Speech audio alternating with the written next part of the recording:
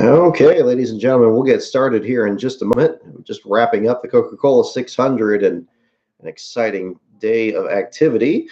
Let me get us started here, and we will get rolling here.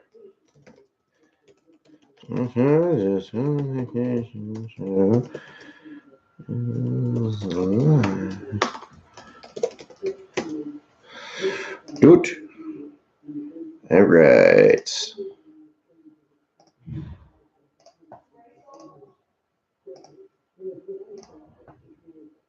Boop.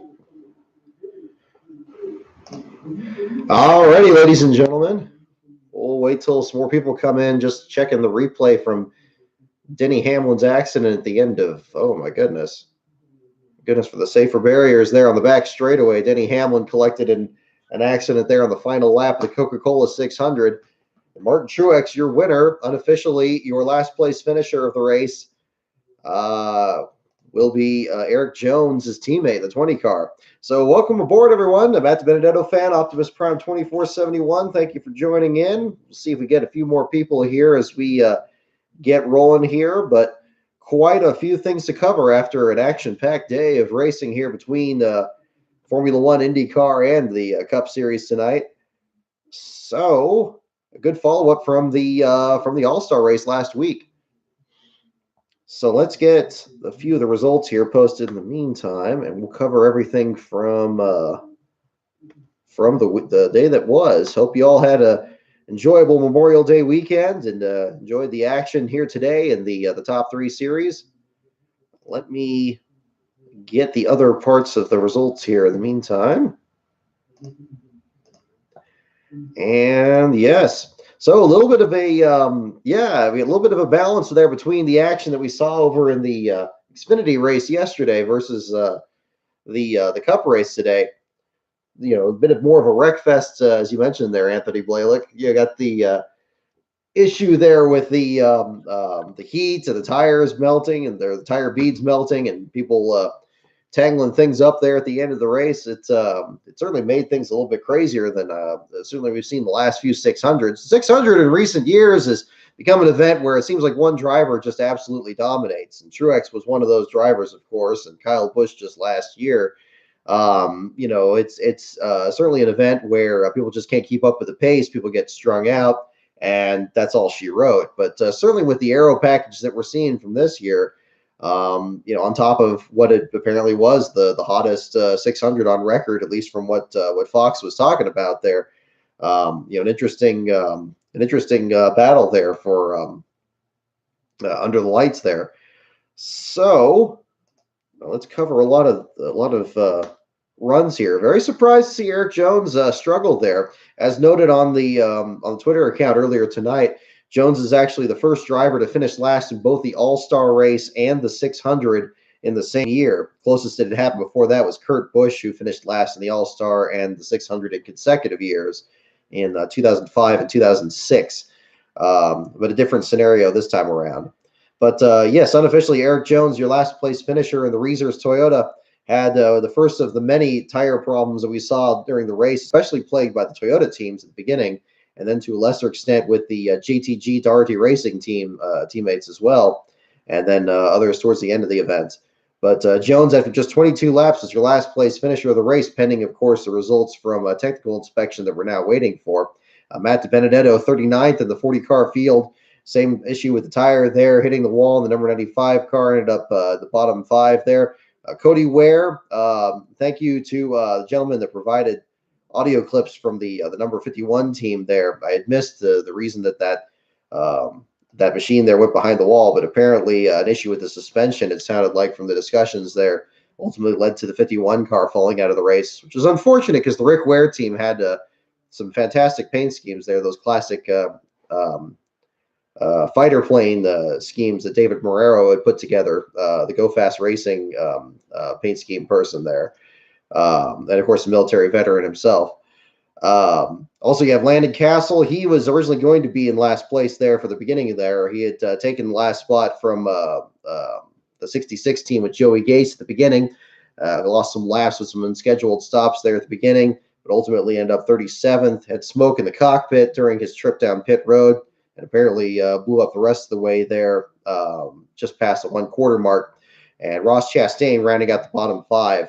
Chastain, in spite of the great runs he's had in the Truck Series and cobbling together some good runs in the Xfinity Series, is still kind of touch and go sometimes with the premium motorsports injuries. And so the 15 car out after 134 laps complete, rounding out the bottom 5. Several hard hits in this one here. The 600 turned out to, again, as we're talking about here, just be an absolute crazy set of circumstances here. And on those crazy nights, we do see some strong runs here. Corey LaJoie, it got mentioned by the Fox Sports Group there when he was in the top 20, ultimately finishing in the 12th spot. I believe that's one of his best runs since he had 12th for BK Racing, I recall, in the July race at Daytona a few years ago. And I don't remember if he had a top 10 finish beyond that. I don't think he did. But let me check to make sure. No, I don't see a top 10 before this. But I remember he had another good run recently. Yes, that's right. 11th at Talladega just this year, the spring race there, tying his run with BK Racing in the July race at Daytona in 2017. Coming one spot short of that unofficially, again, showing him in the 12th spot there, so a fantastic run for that. I'm reminded about Kevin LePage's great run in 2005. A lot of comparisons in this race to the levigating incident there and grinding down the track and the tires wearing out in that one. The finish was shown during the broadcast there. Bobby Labonte coming up just short of what would have been his final win and actually would have tied his brother Terry in terms of win totals. He was end up being beaten by Jimmy Johnson off the final corner, and Johnson took the victory. That race having 22 cautions. Several of the cautions seem to involve the race leaders, much like tonight's race, including one where Joe Nemechek seemed to be on his way to victory and ended up having a tire blow, spinning out the number 01 car and falling out of contention. But yeah, fantastic run for Corey LaJoie there. Unfortunate luck for Ryan Blaney in the final stages. Certainly the Penske teams were looking to continue the success that Simon Pagenaud had in the Indy 500 and sweep both the 500 and the 600 in the same year for Roger Penske for the first time. Unfortunately, did not come to pass, although Logano did come a close second there. Blaney ends up 13th unofficially in the running order. Have to also talk about David Reagan. Reagan, who had moved into the top 10 about the mid stages of the race there, and then in the final moment stayed out, the only car to stay out on old tires. And Truex's team had the gall to ask him if he was going to drop to the back of the field. We've seen this a lot with other teams that fall to the back, even if they think they're not going to be as competitive. But as Reagan himself said on the radio, he's not going to do that with 5 laps to go. And ultimately, he had turned in a good finish. I mean, 15th place at the finish there. I don't know if that was going to be much better of a finish than he was going to get under the circumstances, but still finished ahead of Ryan Newman, who changed 2 tires on that last stop there. So a great run for him. Reagan, the 38 team, we're not seeing a lot out of that program this year, but good to see also the returning of the Select Blinds company that came on board for the Daytona 500. Good to see them return to the 38 team and continue to follow one of these programs on a little more regular of a basis. But yes, fantastic runs for both LaJoie and Reagan. Those were definitely the underdog stories of this race. By extension, you also have to talk about Chris Buescher coming home in the 6th spot. I almost don't really consider him an underdog here because he has some really good runs, here and there. And we've seen this out of him in the past before. And of course, as a past winner at Pocono when the fog bank rolled in, hit the wall twice in the early stages of the race, still managed to cobble together a 6th place finish, finishing well ahead of his teammate Ryan Preece, who had similar encounters at the outside wall, ended up finishing well back in the 31st spot, completing only 343 laps at the finish. The other thing was mentioned further back that don't get quite as much attention in the broadcast because they ended up falling quite a bit further back. Quinn Huff finishing in the 28th spot in the Spire Motorsports entry. Great run for him. And BJ McLeod 29th. You may think that them being 4 and 5 laps down, that it's not a great run for them, but with the number of cautions they were having at the beginning, I don't know how many times they were getting wave arounds and lucky dogs. We'll see when the official results come out. They were actually staying on the lead lap, both of them, past the halfway point of the race, which was fantastic for both of them. We haven't seen much out of Spire Motorsports other than Justin Haley's breakout performance at Talladega earlier this year. And the 53 team, again, a number that hasn't been seen in the Cup Series during a points race. since 1994 when Jimmy Spencer won his first race at Daytona. Richie Petty drove the 53 that weekend. BJ McLeod bringing that number back along with Rick Ware team. And again, mentioning David Marrero's paint schemes, the fighter plane paint schemes, that his was the Tuskegee Airmen paint job. They finished last week at the Winston Open. Comes back and finishes 29th there. A great showing for them. Again, when it's a matter of survival, given that the other drivers behind them being collected in accidents included Kyle Larson, Austin Dillon, Ryan Preece. These are other fully funded efforts, fully chartered efforts.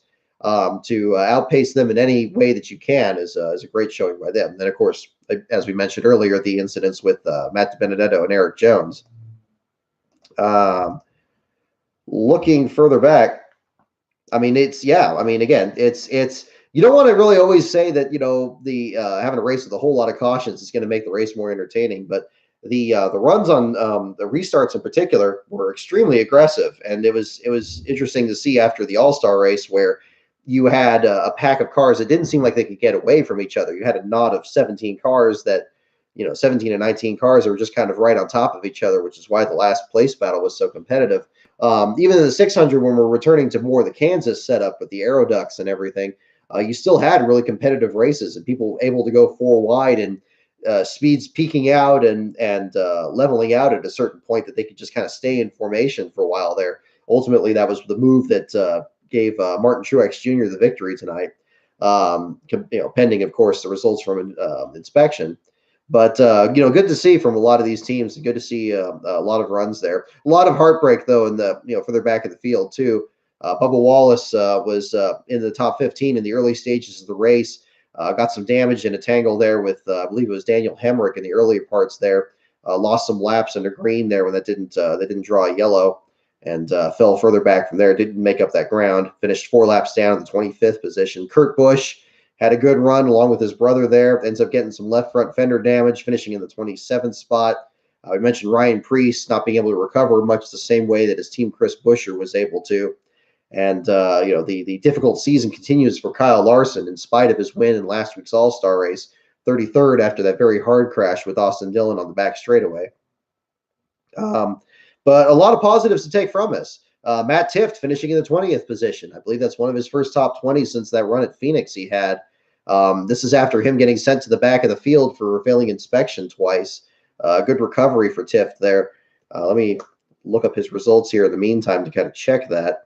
I believe he got 19th at Phoenix this year. It was right around there. No, 20th at Phoenix, and then 21st a couple weeks ago at Kansas. His previous best runs this year. So certainly getting another 20th place finish there. A good showing again for Front Row Motorsports, again following along with David Reagan's great run in the number 38. So interesting to see. But looking at the rest of the results here, William Byron continuing his great start to the season. Alex Bowman recovering to finish 7th. He had seemed like he'd been, having the same issue as Ryan Blaney in terms of coming down pit road on an inopportune time before the cautions came. Things shook back out and showing him back up in the 7th spot there. Not second like the last couple of weeks there at Dover and Kansas, but had some good runs in the stages, led 8 laps in the race. His strong midseason here is continuing here. It's unfortunate. It seemed like Bowman was going to be a good favorite to break through and win his first race. I think we talked about this last week, about the history that the 600 has of first-time winners. You talk about Jeff Gordon winning his first in 94, Bobby Labonte in 95, Matt Kenseth in 2000. And then, although it was in the 500-mile race later on, you have Jamie McMurray in 2002. And then Casey Mears, can't overlook him, in 2007 in the Coca-Cola 600. The long history of that, especially in recent seasons. But Bowman finishing in 7th, Byron finishing in 9th, Hendrick Motorsports looking to at least facilitate some kind of a turnaround for some of their other programs so that they kind of share in the success that Chase Elliott's been having this year. Chase Elliott, your 4th place finisher. I didn't actually realize until this broadcast that Bill Elliott never won the Coca-Cola 600. It seemed to me that was something that he very easily, could have done at one point or another. I know that it was a stumbling block for him in the pursuit of the Winston Million in 1985 when he had mechanical issues and wasn't able to overcome those as he had at Talladega that year, and then ultimately clinching the bonus when he won at Darlington later that season.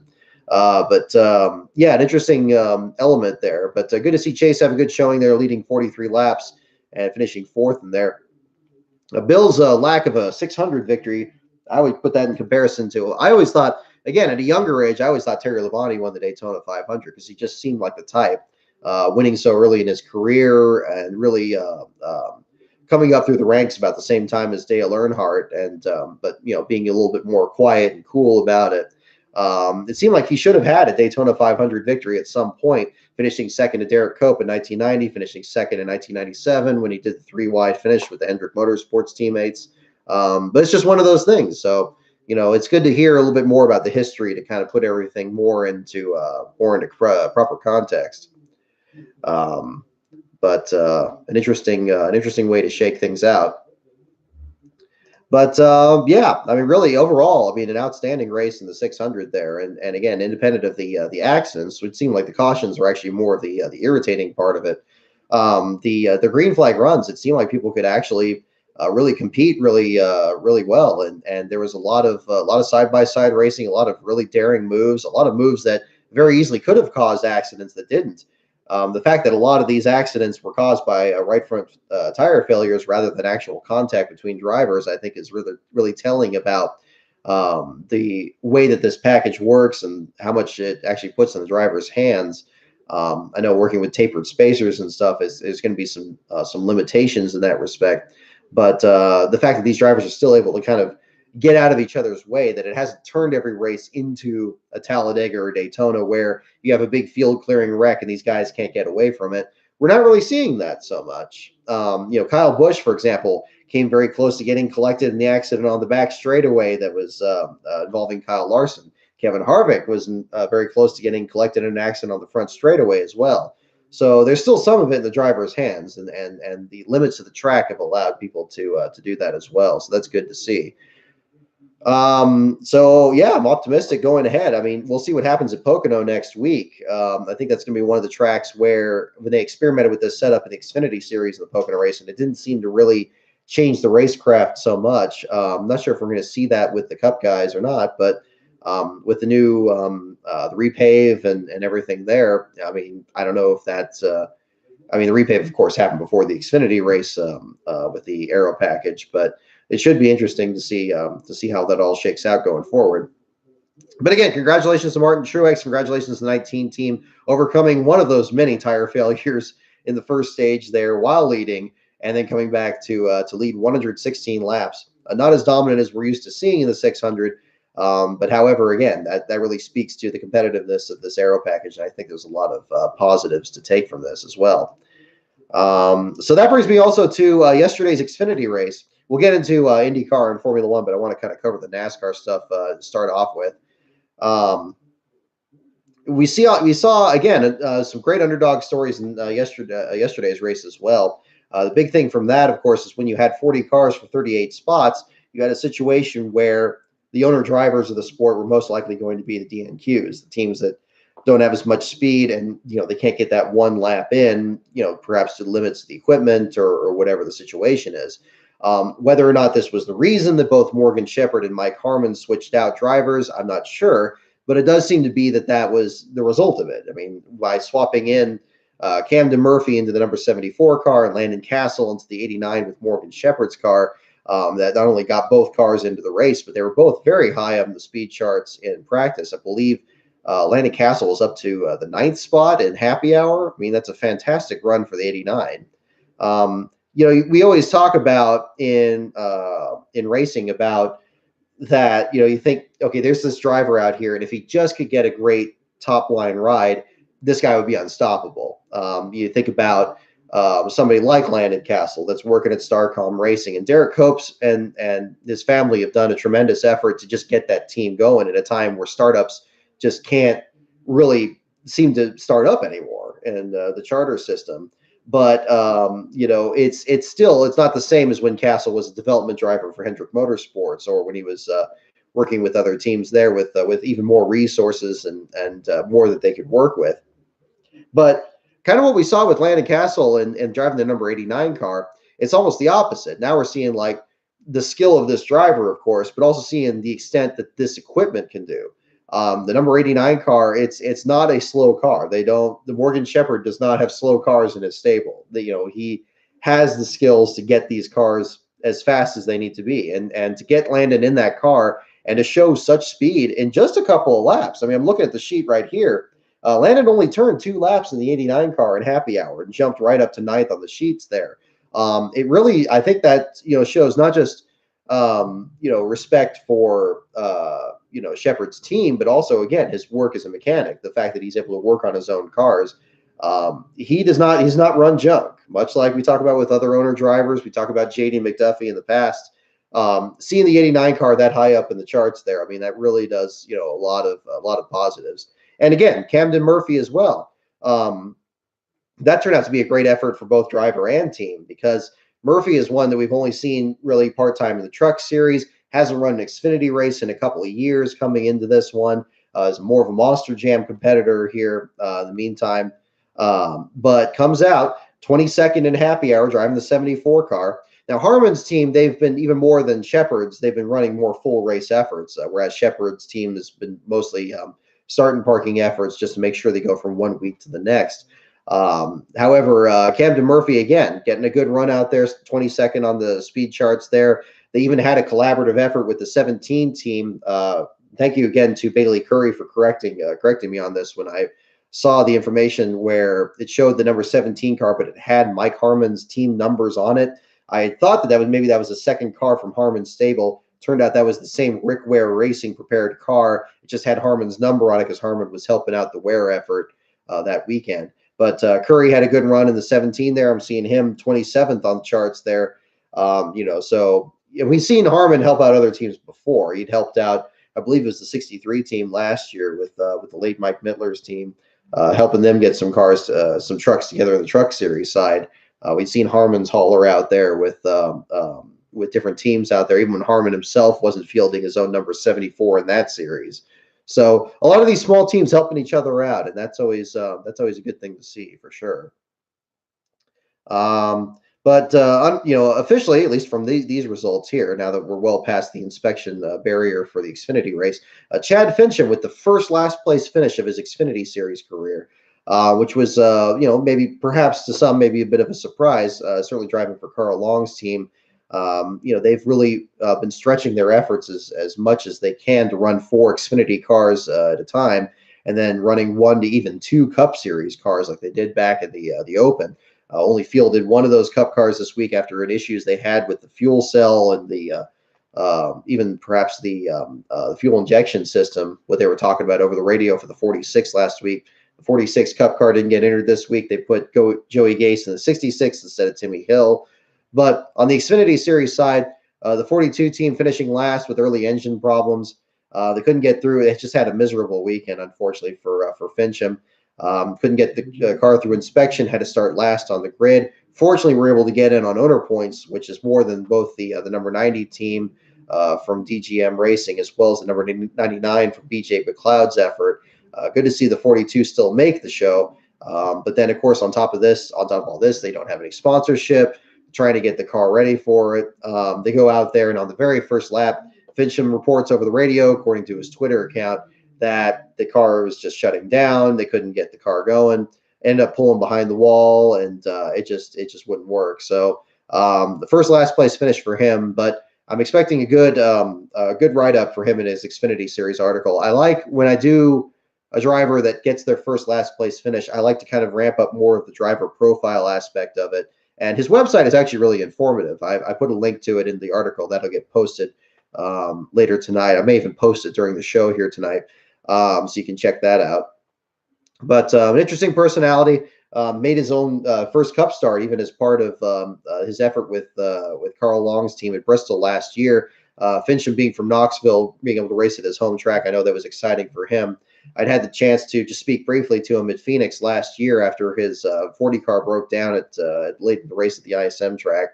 And talking with him, he's always very positive. He's always got a smile, on his face and everything. And we see that on Twitter as well. I retweeted his message there after he got back home, and still staying very positive about it. And of course, mindful of Memorial Day holiday and what the advantages of that the military has afforded us all, of course. A great run for unfortunate for Fincham there, and but a great run for some of these other underdogs there, even if the finishing results didn't necessarily indicate that. Cassill only completed 31 laps in Shepard's car, finishing in the 34th spot. Uh-oh, let's plug the battery in. We don't want to run that out. And finishing in the 34th spot for Landon Cassill. Again, just completing a few laps, but again, most importantly, Shepard's team able to keep that car in one piece and run that next week when they go over to Pocono and see what happens from there. Camden Murphy only finished in the 29th spot, much like, again, a lot of Mike Harmon's efforts, ran very nearly the full distance before falling out after 173 laps, citing a front hub issue on the number 74. Certainly with all the problems with the right front tires on a lot of these cars, I imagine that that was certainly a burden on other suspensions and equipment like that. But an interesting situation there. Unfortunately, the Timmy Hill, Chad Fincham's teammate, we mentioned him, although he didn't get to run in the Cup Series race this weekend, he did run the number 66, LeithCars.com, returning as a sponsor for him, which was great to see because the sponsor had come on board last fall at the Roval, and they had a really nice paint scheme. And another good-looking car, but unfortunately the engine let go just 17 laps in. Hill ends up in the bottom 5 after qualifying a strong 18th. Again, unfortunate situations for a lot of them. But on the flip side, though, looking further up the rankings, the story of Brandon Brown and Gray Galding continues to be an impressive one this year. Galding had an article just recently, I believe it was on Catch Fence. I haven't read the whole thing there yet, but expressing his frustration of being back in the Xfinity series and riding the tidal wave of emotions, getting these full sponsorships from companies like Panini and having a great runner-up finish at Talladega, very nearly getting the victory. And then just days later, losing a sponsorship for Dover, having to bring their Charlotte car out, even without any sponsorship, fortunately getting through that race. And now running at Charlotte, where he has to say sponsorgray.com on the side of his car, but still chiseling out another great run. Started 19th, finished 14th. SS Greenlight Racing and both Galding himself getting good runs. I'm sure he'd rather, he'd be in a better situation. But I mean, this is a very common situation for so many young drivers out there not able to find rides. But he's, making the most out of the opportunity and continuing to have great runs there. So great run for him. And Brandon Brown, the Brandon Built Motorsports team fielding 2 cars for the first time. We'd seen Mason Diaz come back to run the number 86 car, the primary car, just like back at Richmond. And just like back at Richmond, Diaz had problems again, collected an accident this time after 100 laps and finishing in the 30th spot. And again, Brandon Brown ended up finishing well ahead of him and finishing it with another top 20, finishing in the 20th spot, the new number 68. And this is, again, like we talked about the 53 in the Cup Series. As reported earlier, this is the number 68 coming back into NASCAR's Xfinity Series for the first time since 2011 when Carl Long was running for Fleur de Lis Motorsports, little New Orleans Saints symbol, running the number 68 car back in 2011 at Daytona. Was the last time that we'd seen that number in the Xfinity Series, or at least last time it started a race in that series. For those of you scoring at home, the last time we've seen that number run in the Cup Series was Anthony Lazzaro doing a one-off at Watkins Glen back in 2001. That's a number that maybe most of you, or more of you old school fans or historians out there are aware of. You identify with the late Mark Smith's TriStar Motorsports team, the old Country Time Lemonade car that late Bobby Hamilton drove to his Rookie of the Year championship in 1991, and ended up running well into 1993 before Country Time left to sponsor Neil Bonnett's ill-fated return to NASCAR in 1994. But, good to see different numbers get back out there, because then you can kind of bring up that history, and that's a lot like what I like to talk about in these articles as well. Good run for Ryan Sieg again. I don't really consider him an underdog anymore. I think he's now at the point where he's pretty much one of the best drivers, if not the best driver in the Xfinity Series that hasn't won yet. He's kind of in that Johnny Benson 2002 status where he's been at it for a long time. He's been scrapping together these good runs. Again, runs an underfunded effort, a family team and everything, and they try to get as much sponsorship as they can, try to lean on both the 93 and the 38 to help fund their effort as well on the track. But they put together some really fast cars and are just continuing to do so. Started 12th, finished 8th. Great run for him. Looking in the point standings here in the Xfinity Series, Ryan Sieg now 9th in points, 174 markers away from leader Tyler Reddick, who took the checkers on Saturday. And Greg Alding and Brandon Brown now 14th and 15th in points. They're now ahead of Garrett Smithley. At the JD Motorsports team, they're ahead of Jeremy Clements, Ray Black Jr., Josh Williams, David Starr. Among other lower funded, underfunded efforts out there. Again, good to see both them hanging on to playoff contention, at least from where they stand right now. But Greg Alding 14th, Brandon Brown 15th right now, and continuing to run as many races as they can. And we'll see what happens at Pocono and going further ahead from there. But wild Xfinity race, very much like we said about the Cup Series race tonight. A lot of right front tire failures, a lot of leaders finding problems, a lot of big names further down the rankings that we may expect. Just like in the Cup race, the 20 team had a miserable run there. After leading 33 laps, eliminated in a crash, finishing 31st. Christopher Bell, not one, to be missing from the top 5 in a lot of these races unless something disastrous like that happens. So unfortunate, the pole sitter finishing that far back.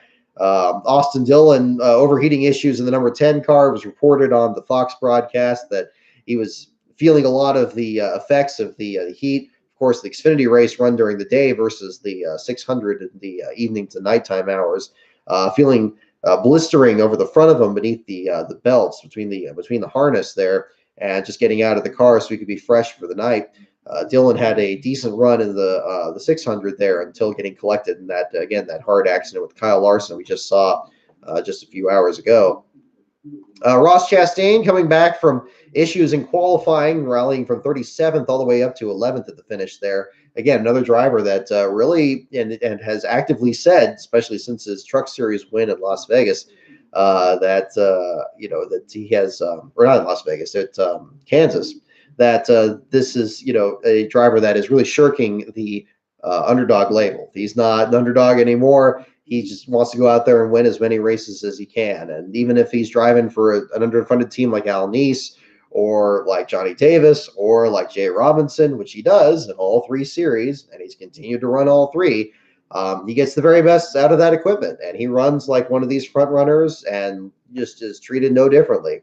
And you see him right in the running order here in the Xfinity race, finishing ahead of GMS Racing's car with John Hunter Nemechek, finishing ahead of Chase Briscoe for the Biaggi entry there, along with Stuart Haas's contributions to it. You look back to Cole Custer after his tangle with the wall there. A lot of different teams, and of course we mentioned Christopher Bell. An interesting set of circumstances there. But just looking at your other comments here in the meantime. Yeah, we'll talk about Formula One. We'll talk about IndyCar as well, of course. That's going to be the big elephant in the room. But really in general, I want to really hit on all these underdog stories from both the Xfinity and the Cup Series, and it's good to see again these good runs for these teams, even if it's just good runs in practice or a way to get these teams a little bit more exposure. You never know what's going to help get sponsorship for some of these efforts here going further ahead. Unfortunate that we couldn't see Landon Cassill and Camden Murphy have better runs than they did, but it's just the nature of the beast. And certainly with all the right front tire problems, I'm sure Shepard was probably on the radio making sure that the 89 didn't get tangled up like the accident that they had at Texas last year that really put them behind the 8 ball in the last couple of rounds of the season. Again, good runs in the Xfinity Series. Competitive races in both races, definitely caution filled. If we had 10 in the Xfinity race, and we had at least 15 in tonight's 600. Not quite the record where we had 22 back in the Levigated race in 2005.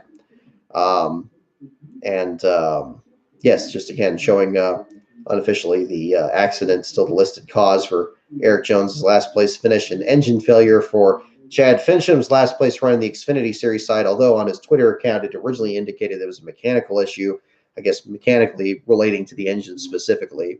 Again, it just shows engine on the official results here. So the rankings have already been updated on the lastcar.info site, because one advantage to when the last place battle is settled quite as quickly as we saw with Erik Jones' situation there. That allows me to kind of update the stats and kind of get working on that a little bit earlier, so you don't have to wait quite as long for that. I got a good outline going on the Cup Series article, so we'll get that cranked out and get that up for you guys. And the Xfinity article is just about ready to go. Let me go ahead and post that here in the meantime, because I think it is. It does have. I just want to make sure it has the rankings on there. I think it does. And then we'll get that rolling. And we'll definitely make sure that we talk about the rest of the greatest day in motorsports, with the fantastic action in both the, primarily the IndyCar series, and to a lesser extent, Formula One. And we'll make sure that we indulge in all the discussions about the action from there. Let me get this up here, and we'll post this article, and I'll post the link in the chat so you can have that as well while we get this going. And we'll get this posted. And here it is right there. Okay, so let's talk about Indianapolis. Let's talk about the Indy 500 and what was a just wild set of circumstances. I still maintain I'm no expert in open wheel racing, but the Indy 500 is certainly one, like any other motorsports fan. You just circle it on your calendar. You got to see what happens, because it is just the creme de la creme for American open wheel racing. And so much history and so much that's happened. I mean, other open wheel experts can definitely give you more information than I can on that. But I still think that not pretty much. I'm not going to condition it. Every Indy 500 since 2011 has been fantastic. Other ones before then, when you had the dominance of Penske versus Ganassi, it was a little bit less so. You had field really strung out, and you had different circumstances. The pageantry was still there, but the competition level wasn't quite there. I think that IndyCar is really at a point now where they have a very competitive field, and they have a lot of very interesting personalities. And a lot of those were on full display today in the Indy 500. A lot of people talking about not seeing Alexander Rossi be quite as aggravated and animated as he was when Oriol Servia was blocking him on the front straightaway, or when the fuel inlet wasn't working properly on that one pit stop. I would say that he was very animated at Sonoma Raceway last year, when there was that chain reaction at the start of the race, crunched his front spoiler there, the front wing, rather, getting into the right language here, and almost losing a lap in the process, and then ultimately having to charge back into it. That determination that he used to get back up there and really put Scott Dixon to task for the championship, we saw very much on display here in this race, where he had been racing against Simon Pagenaud. But Pagenaud, I mean, just a fantastic couple of weeks for him. I mean, really impressed with the runs he's had. A champion himself of IndyCar just a couple of years ago. So dominant on the road courses, most recently at the Indy Grand Prix, where he charged down Scott Dixon while it was raining from a large disadvantage, with just a few laps to go to take the victory. Fantastic talent there behind the wheel. You think about a lot of these road course drivers at IndyCar trying to transfer into the ovals and being more competitive than, one discipline versus another. And Simon, having not won an Indy 500 before, but having some good runs with the Penske team before, and even further back with his previous drives before that.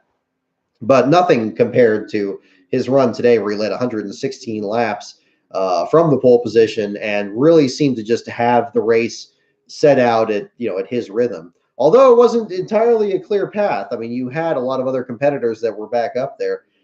Seeing Joseph Newgarden have a good run in spite of having to constantly mess with the front wing and just make adjustment after adjustment, and just putting so many turns into it, they had to kind of back out of him towards the end.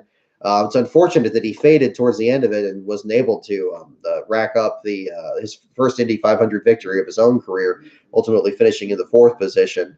But Alexander Rossi has just been absolutely electric out there. I mean, I'd be surprised if he doesn't have as many fans as he really. I mean, I'm sure he does. Just absolutely aggressive. I know that a lot of other people in the know talk about Graham Rahal as being really one of the bravest and most aggressive drivers out there. And I think that's true to a large extent, at least from what I've seen in my own limited experience. But I got to say, every time I see Rossi out there, he races with a real chip on his shoulder and is one of the gutsiest guys out there. I put him in the same company as Tony Kanaan, in the same group there, where they just kind of find a gap and just absolutely take advantage of that to the very best of his ability. Will Power in the same sense there as well.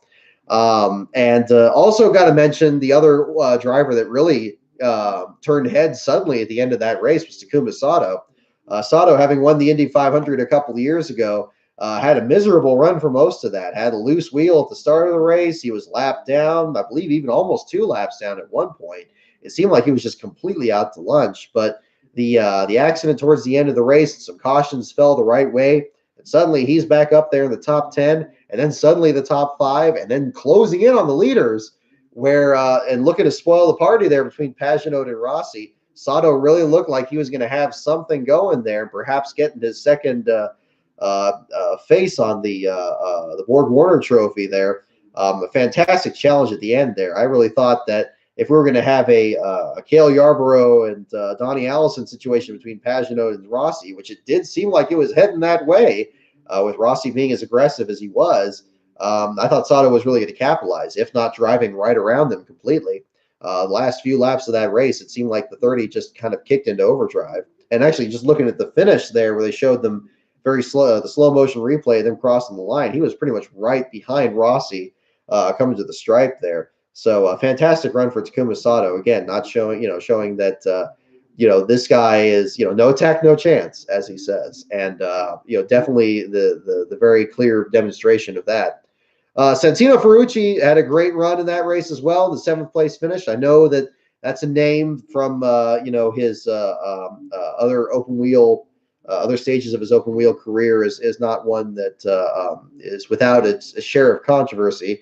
A lot of people aren't, too crazy about him from what his past was. But if you just judge it on the visuals of his performance, he had a run that kind of reminded me a lot of Ryan Preece's run in the Daytona 500 earlier this year, where he was just kind of, a lot of accidents were happening. He was managing to dodge them with pretty amazing frequency there. The run he had driving through the grass there at almost full speed when he had the accident between Bourdais and the other competitors there at the front of the field, Bourdais and Rahal, among others. Great run for him. Good to see him get a 7th place finish there. So that Dale Coyne could at least have one good finish after Bourdais was collected in that accident. We'd seen a lot of drivers, much like we had problems with a lot of leaders in the Coke 600 and the Xfinity race with right front tire failures. It seemed like people that were getting about a top 5 or maybe a top 10 finish were having most of the problems there in the IndyCar race. And particularly on pit road. Pit road was particularly sloppy in the IndyCar race, and it seemed to be decisive in a lot of these performances. I mean, certainly talking about Takuma Sato and all that he'd had to overcome. Rossi in the same respect. Pagenaud seemed virtually immune from that, had great pit stops, and that's certainly to be expected from Roger Penske's organization, although Will Power and to a lesser extent Newgarden had kind of issues with that as well. Other good runs in the meantime here. Connor Daly finishing in the 10th spot was running much better than that. Seemed to be threatening for a top 5 finish there in the final stages of that race. Good to see him get a good run. You remember a few years ago, he was actually the last place finisher of the Indy 500 without even completing a lap, running a Smithfield sponsored number 43 car, had some flames come out from the back of the car, couldn't get the right car to the green flag, and ended up finishing last without completing a single lap. And then you think about last year where Connor was running in the Xfinity Series at Road America, and some ridiculous controversy came up with his father. Something in my opinion, got blown way out of proportion with his father, Derek. Lilly Diabetes pulled out as a sponsor, and they had to run an unsponsored car at Road America. And I spoke with Connor about it, and he said he had a great experience out there, hopes to do some more Cup racing as well as his IndyCar efforts. But, good to see him, land on both feet with the Andretti Autosport team and get a good run out there. Will we see him do some more Cup racing in the meantime? We'll see. He was driving for Roush last year, and of course, a lot of those once the Lilly Diabetes efforts scaled back, that's really kept them out of the limelight in the Xfinity Series, since they had to scale back, much like Chip Ganassi's team did. Looking at other drivers in there, Tony Kanaan, again, very quietly getting a 9th place finish. Good run for AJ Foyt. Had a good side-by-side battle with Ferrucci coming off of pit road at that one point where it looked like both of them were going to run each other into the grass.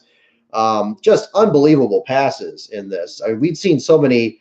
I think people in this race were watching the 2014 race over again, where Ryan Hunter-Reay made that move on Elio Castroneves going into turn 3 and almost driving into the grass. getting onto the access road to make these passes. I think they had watched that film because it seemed like a large number of people were having ideas about making crazy runs like that on the back straightaway. Certainly, Rossi was one of the biggest perpetrators of that, and also doing it on the front straightaway and getting as ridiculously close to the pit wall on the front straightaway to the point where you could see the car's front wheels dip in the little grooves from the drainage and the runoff there, just short of the actual barrier. I mean, literally about as close as you could possibly get.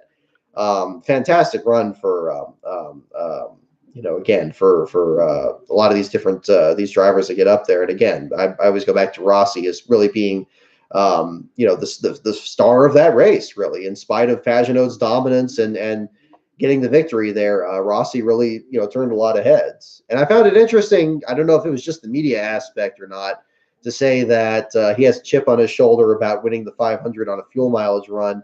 I think his week to week performance is more than made up for any thoughts that people have about his career not being up to the level of an Indy 500 champion.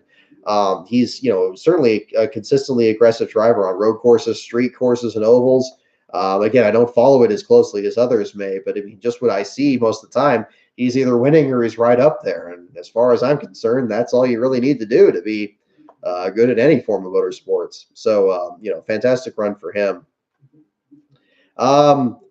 Looking further back, I mean, again, we talk about the problems on pit road. They talk about issues that drivers just weren't able to overcome. You look at Helio Castroneves. I mean, the bid to, join the elite fraternity of drivers that had scored, 4 Indy 500 victories, fell just short again, finishing in the 18th spot. But once he had problems on pit road and had to come down pit road for that tangle there with, I believe it was James Davison at one point, just couldn't overcome it. And that was the end of that. Very much like Marco Andretti as well. Marco was my pick to win. I figured the numerology of it, 50 years after Mario winning and all of the fantastic promotions leading up to the race there, with him getting the mini Borg Warner for his 69 Triumph, it just didn't come together. The car was just off completely and lost laps at the beginning. And, without lucky dogs and without all that other stuff, you just can't get back up there. And I don't know how Sato was able to, and Marco wasn't, but that was basically the difference. Certainly, thoughts are with that crewman on Jordan King's team. I'm certainly hoping that his recovery, that he was sent out to the hospital after the accident on pit road there, where the 42 car King's machine drove in there and clipped the wheel that he was kneeling in front of there, getting ready for the pit stop. And he basically, the left side of his body seemed to take most of the brunt of that wheel. I don't know how much those wheels weigh, but again, it's not just the tire; it's the rim inside of it. And those IndyCar rims are huge, just like the Cup Series. I mean, it seemed to hit him a couple of times there, and I'm glad that he was at least awake and alert. And they're gonna check him out there, and hopefully things turn out better for him. Jared Hildebrand was another one that I was watching during that race, and I was really impressed by the stages there. I think certainly you go back to 2011 and the near miss there when he clobbered the wall there on the final corner and lost to Dan Weldon. Hildebrand has had some flashes of brilliance in the years since then. Had a good run there driving for Ed Carpenter just a few years ago, but driving the number 48 car with the driver Reinbold entry with Dan Gurney's number on there. Seemed like he was going to be at least solid for a top 10 finish, but things didn't shake out quite that way. Ended up finishing one lap down, the 20th spot. Yeah, I mean, really competitive race. I mean, seeing a lot of interesting names up there. Davison getting a good run just outside the top 10 after getting collected with Takuma Sato in last year's Indy 500. Good run for him. But unfortunate for some of these other ones further back. I mean, certainly Colton Herta, you got to be hurting for him. First last place finish for car number 88 in history of the Indy 500. Happens after he qualifies fifth. Your winner at Austin. He's just apparently been having a disastrous streak in the IndyCar Championship since winning out there. And then this continuing through Indianapolis there, just completing 3 laps before mechanical issues. Transmission apparently locked up on the machine there, or I guess the pedals on the steering wheel there. Transmission locked up, couldn't get the car going, stalled the car out on the track, and he was out after just 3 laps. One of the earliest exits we've seen in recent years.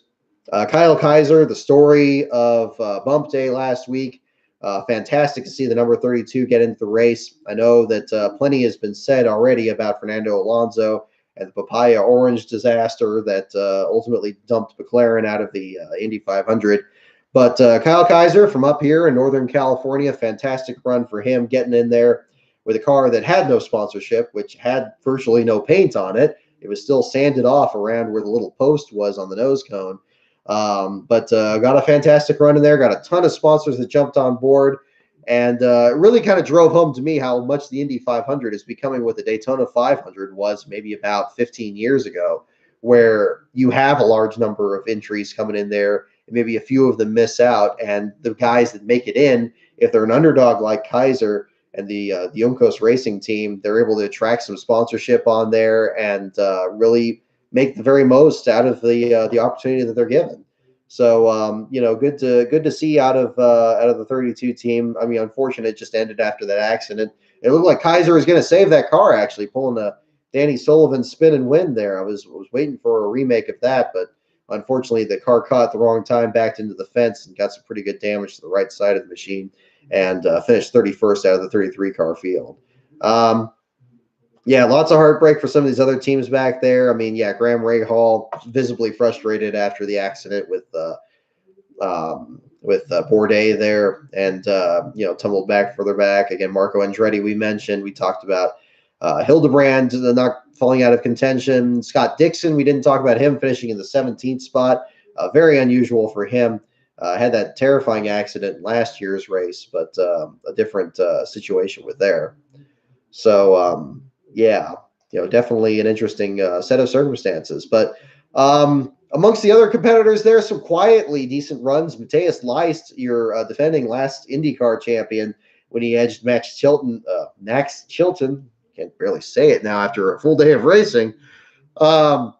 Just getting a 15th place finish there for AJ Foyt, just a few spots behind his teammate Tony Kanaan. Good run for him.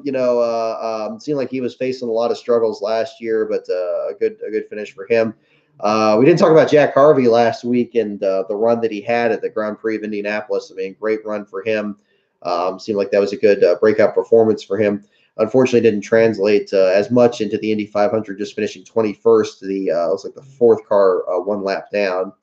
The British contingent's not quite as competitive in the race there. Pippa Mann, the best of that group, in the 16th spot. Good to see her back in the show. Good to see her flying the flag for the late Brian Clausen. I certainly running the old 39 car, and good effort for that team. Again, I'm very big on talking about teams and the backstories that they have. I think those are the things that really make the stories competitive, or make stories compelling, rather. Make them competitive too, but not quite the right word. But yeah, unfortunate for Colton Herta, but fantastic run for Simon Pagenaud. Great race. Glad they got it in.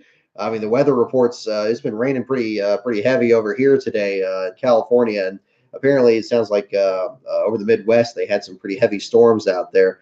If you guys are out there, amongst you that are dealing with a lot of the storms of the Midwest, certainly stay safe out there, and hope you've been weathering those okay these past few days. I understood it's been getting really scary out there in the Great Plains, as it is known to be this time of year. But a great day of racing, great run there in the Indy 500. Simon Pagenaud, your winner, last place finisher, Colton Herta. So that brings us, we're going to do some very rare Formula One chat here, just to round things out with this phase of the disqualification show here. Talking about Charles Leclerc's accident and the crash damage that ultimately made him the only DNF in the race that led off today. Had just a miserable run there. Seemed to be finding himself into the wall or coming down pit road at every instance during those first 16 laps, and ultimately his Ferrari finishing last in the race.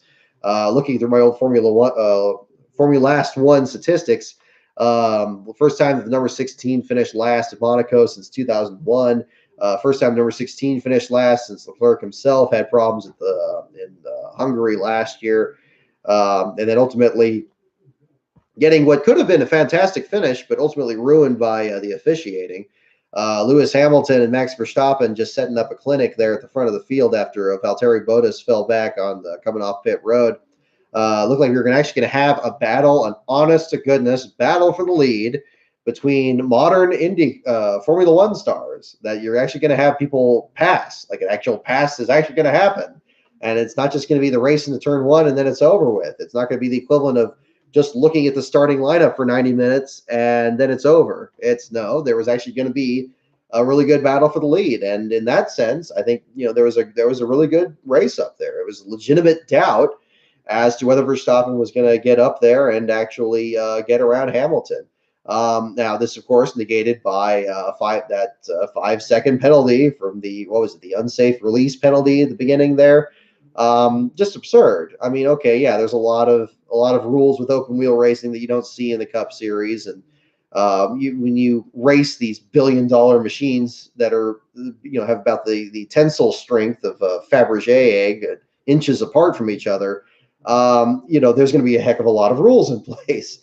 And it's just one of those situations there. It's unfortunate, showing him back there in the fourth spot there, 5.5 seconds back rather than just a half second behind, and ultimately costing him a podium. I mean, just finishing fourth in the race there as a result. You got Vettel and Bottas there rounding out the podium there with Hamilton just basically on cruise control, leading all 78 laps. And as per usual, as has been the yearly tradition, certainly in the last decade or so, the weakest race of the day. 600 has had some pretty boring races too, but I mean, at least there you have some action of some kind. If it's you don't have Martin Truex Jr. leading all the laps of the race, or some circumstance like that. Formula One's just, again, I'd like to be into it a lot more than I am, but to be honest, I'm just not.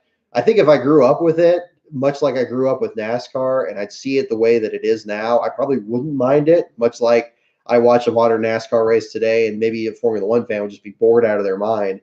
But, you grow up with it, and you're used to it a certain way. And if I grew up watching, the likes of like Ayrton Senna and Nigel Mansell and stuff out there, that would be my frame of reference. I would apply that to the modern day and look for competitors that reminded me of drivers like that. That's very much what I feel like with NASCAR today. I look at, there's a fantastic video. I believe it's S1AP is the username of the channel. He did a video about the 9 types of NASCAR drivers, and he used the chaotic neutral Dungeons and Dragons chart, where you kind of go on the different the spirit of the law versus the letter of the law morality aspects, and kind of try to put a lot of past and present drivers on there. Definitely recommend giving that a watch. He just posted it a couple days ago. But it talks about it. I think it encourages that kind of mindset where you look at drivers from the past and you try to find similar drivers to them today. I think the example I always think about is Ricky Stenhouse Jr. and how much his story seems to remind me of Ernie Irvan further back, a driver that always seems to find himself in the middle of an accident, but may not necessarily actively be pursuing these accidents, not looking to intimidate people like a Dale Earnhardt, or just straight aggressively rough somebody up like a Rusty Wallace type, but just actually, just being in the wrong place, the wrong time, and constantly being in that situation. Irvin, of course, getting to that point where he actually had to publicly apologize to his fellow competitors in 1991 for all the accidents he was involved in. And then what happened? He got involved in another accident in the Daytona 500 in 1992 and wiped out the leaders and just about the entire field, setting up Davey Allison's victory in there. So, much like you see with Ricky Stenhouse and some of the similar complaints there, that's, it may not be your driver. It may not be a personality you like, but it's a driver that reminds you of other people. And I think there's examples of that from other competitors. So definitely check out that video. I thought it was fantastic. He's got some good work on there. So just checking that out. Let's see. Yeah. So let's take another look here at everything else. I mean, that's kind of the fast and loose run through the other runs here. We're about an hour into the wait here for technical inspection results. I'm not seeing anything immediately now. We're about, 62 minutes into the wait here. This was a little bit after the race wrapped up, so it may be a little bit on the longer side. Let's take another look at Twitter here and see if there's any other news updates here. I was a little surprised that we had Pocono, next week. I'm so used to Dover being the first week of June, but of course we've already had that. So we're gonna have Pocono, Michigan, the off weekend for Father's Day weekend, which is a little unusual. I'm so used to there being a Cup race on that weekend, and then after that, we come up to the Sonoma Raceway, and we are getting ready for that. I'll go ahead and kind of go into a little bit more about that coming up. I'm What I've been working on last week here is getting a lot more done on the video. I'm going to do a starting grid video for the Toyota SafeMart 350 and the return of the carousel. I've been tweaking with the format along with my members on the Patreon, patreon.com/lastcaronbrock. Making some good progress on there in terms of graphics and kind of an overall format.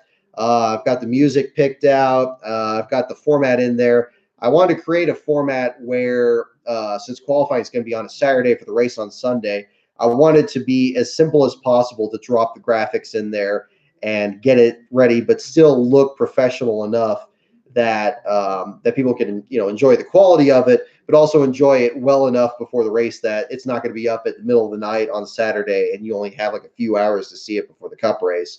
Because one thing I know from the experience of making those starting grids is that they don't have a lot of rewatch value.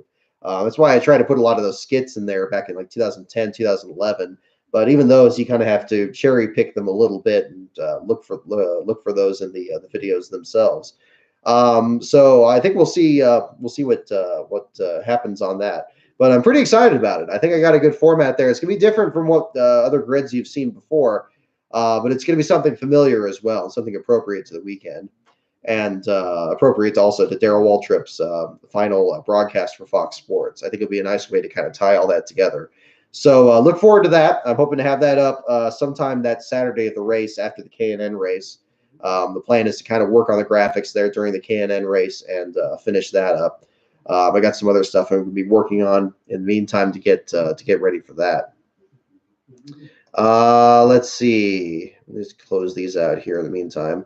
I'm going to check here. Corey LaJoy just tweeted a little while back. We finished 12th in the World 600. Very, absolutely. Very excited there. Good to get a good run for them. I know they had some sponsor representatives out there for Superior Logistics there on the number 32, so that was good to see. Let's see. Joey Gase tweeting that he completed the number 60, the run there, the number 66. He had some burns on his body, suffered from the extreme heat running the number 35 car in the Xfinity Series the day before. Gutted out both of those races there, so that was good to see. Finished 32nd in the race, and one thing that was really interesting, pointed this out on Twitter, is you notice like how they did the Toyota Top Performers thing, and they usually have like 5 drivers in there, but of course by that point the 95 and the 20 were out. So they brought both the Parker Kligerman's car with the Gaunt brothers and Joey Gase's car as among those top performers, right alongside Martin Truex and Denny Hamlin and everything. So I thought that was really cool to see. A nice little bit of extra exposure for them, and at least so more people see what these drivers look like and say, hey, I remember that guy from that broadcast. So it's exposure. Exposure is the big key, I think, to a lot of these broadcasts that can make them better. And, again, I think that now on the flip side, though, I'm a little disappointed that we didn't see a whole lot of the Rick Ware fighter plane paint schemes. I know I've hammered this a lot already talking about those schemes, but I was really impressed by how they looked. I thought that was a really cool idea that we're seeing there. We never even saw the 51 at all in the broadcast, and that was like the best of the 3 there. The Tuskegee Airman one is really good, too. But I think that one with the big tiger's mouth on the side of it, that was just fantastic. That one really was a head turner. Unfortunately, we never really got to see that during the broadcast, and then they broke down at the beginning of the race. Something I missed from like the old broadcast is when a car would break down, they would at least show a glimpse of it going behind the wall. Like the cameras would catch that. Nowadays there's cameras that show all of pit road that they keep track of when somebody drives through too many pit stalls or when somebody does something like that. You can listen to the NASCAR officials on the radio, and they'll report when somebody goes behind the wall or report when somebody's smoking on the track. Fans have access to this already. Don't tell me that the broadcasters and especially the producers out there don't have access to that either. And okay, yeah, they won another Emmy for sound. Well, okay, fantastic. Are they going to take that same effort to actually pointing the cameras the right direction and producing that the best they can? We'll see. we'll see. I mean, there's improvement. There could be improvement anywhere, but yeah. And yeah, actually, Matt DiBenedetto fan. I know that it's a good point out there that yeah, years since we've seen the NY Racing number 7 car first showed up. That was, and if I remember correctly, that was when they entered the number 7 car under Jonathan Cohen's effort, and then they withdrew it and they re-entered it under Premium Motorsports because I believe they had run they ran the car at the Coke 600 under Cohen's effort. And then at Pocono, they were going to enter it at Cohen again and then withdrew it and ran it under premium. So that was a weird deal. Still not hearing any new news on that number 7 car. And we didn't see it at the 600, so it hasn't returned to the track where Cohen made his return there with the Steakhouse Elite paint scheme. We're not seeing J.J. Yaley. We're not even seeing him in the Xfinity Series either. Now you have Josh Bilicki and Jeff Green in the RSS cars that Yaley had helped in driving last year alongside Green. Now we're in a position where, okay, we're going to see this at Pocono. Sometimes you see weird teams show up at Pocono just to fill out the field. Filling out the field is less of a concern in the charter age, but I mean, it's always a possibility. We'll see what happens on that. And how many of the Ware cars are we going to see? Are we going to see all 3 of them? That might be an issue now after that wreck with the 52 car in the back straightaway. That was an unfortunate set of circumstances there with the 19 where they made contact and shortened up the front of the 52 there. And kudos to the Fox team for recognizing that for what it was. That's definitely something that's going to be a challenge for the Ware team, and they can't risk losing a car like that. And already having the mechanical issues on the number 51 that put them out, and the 53 running on the lead lap for a while there along with Huff before ultimately finishing laps down at the finish. So yeah, we'll see what goes on there. Looking at NASCAR Fan 2041's comment, since we're talking IndyCar, do you think IndyCar will return to Las Vegas, but as a street course or a roval configuration? No. I'm no expert. Again, I'm no expert on IndyCar at all, but I'm just thinking in terms of the history. I think the memories of 2011 are too fresh. I think Las Vegas is just snake bit for IndyCar, and it's unfortunate because it's a good track and it's a good venue and there's a lot of things that you can point at. It's certainly been a boon with the Cup Series, and they had the banquet there before they're ultimately moving it to Nashville. I don't think that's going to be something that's going to happen, but I mean, you never know. I mean, maybe the time is right, just like when they brought the number 3 back with Austin Dillon. You never know what the right time is going to be, but I think something with IndyCar in Las Vegas, I think the cognitive dissonance of that is just not going to work very well.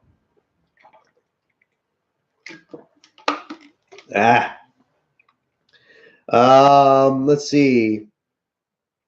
Galding maybe the comeback driver of the year so far. Yeah, I would say so. I mean, I've been really impressed with him. I mean, Brandon Brown, I would also nominate in that category here. Although Brown, we've seen maybe a little bit less of, and he's just kind of been consistent in a similar sense to Galding. But Galding in particular, just again, being a driver that, didn't get a whole lot of attention. I think the big thing that was making me kind of change my mind on Galding a little bit in terms of me originally thinking he was going to be a last place contender on a weekly basis because he was driving for BK Racing and they were having so many struggles at that time period, was when I realized when he finished last at Texas finally, that was the first last place finish of his career. And he'd been active for several months by that point. He wasn't necessarily the guy that was going to be the first driver out, even in this time where you don't have start and part teams and everything. So, it seems like he's really been a little bit more consistent, and there's a real level of skill there. There's a real driver that's really trying to get things done out there, and we'll see what turns out for him. I'm sure he wants to get back up to the Cup Series, just like all these guys do. When that opportunity is going to come is going to be really tricky because you have this chartered efforts out there. You have teams that they can't afford to run without sponsorship. You got teams like Richard Petty's team that are struggling for sponsorship to try to make ends meet. We'll see what happens there. But yeah, I've been really impressed with them on that. Let's see. Yep, Corey LaJoie in the 12th place finish there.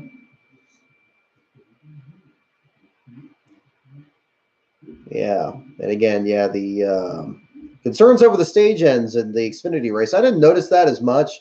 I mean, I had to kind of buzz through it there after the fact. I didn't watch it live, it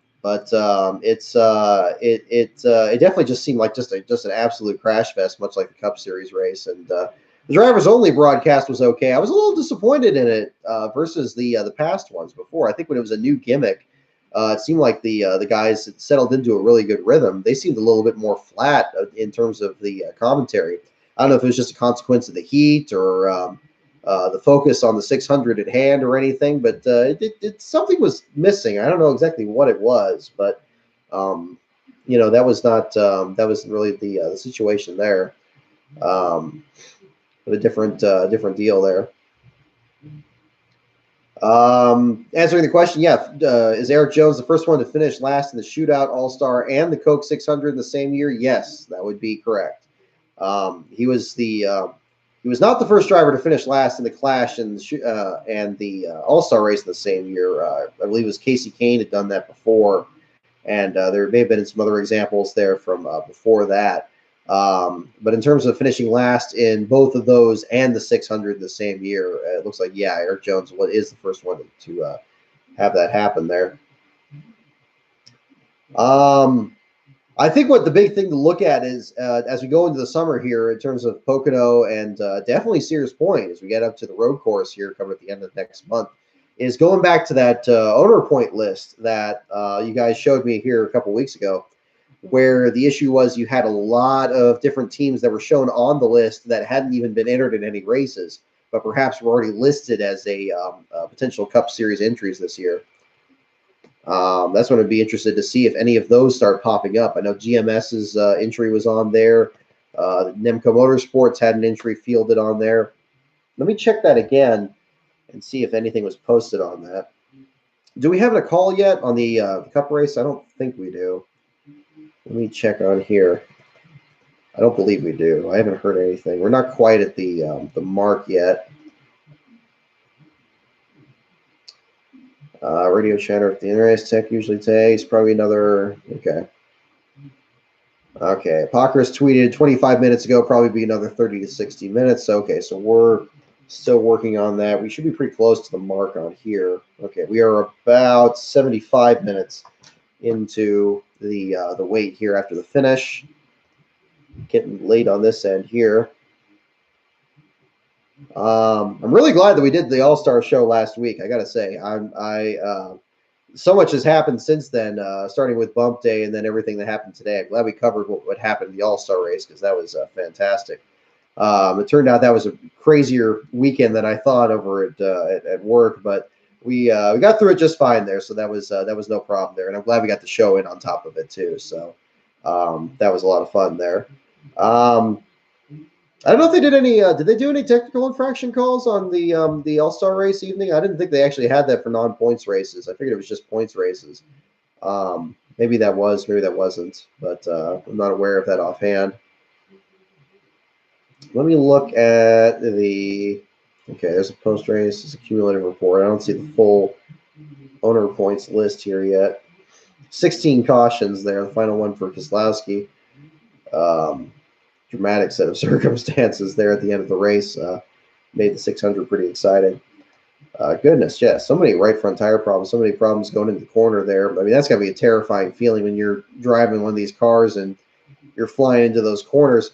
Another video that's S1AP channel did on YouTube was on the Tire Wars there, which was also covered by NASCAR Man in the video that he did just last year. He brought up another aspect of it in his video where he talked about the 1988 Coca-Cola 600 and just all the tire failures they had in that race. Certainly the difference between this and that, I think Darrell Waltrip actually kind of hit it on the head where they weren't random, like explosive failures where these tires were just like, completely shredding, the cars apart like we saw at Indianapolis in 2008. It was certainly an example of that. It seemed like more of a situation where there were gradual leaks of the tires, and they would just get softer and softer, and then just kind of flop apart there. And that's why you saw maybe some little bit easier hits with these cars in the wall, which is, thankfully, of course, you don't want to see a bunch of these drivers take really hard hits even into these safer barriers. It's a tricky deal.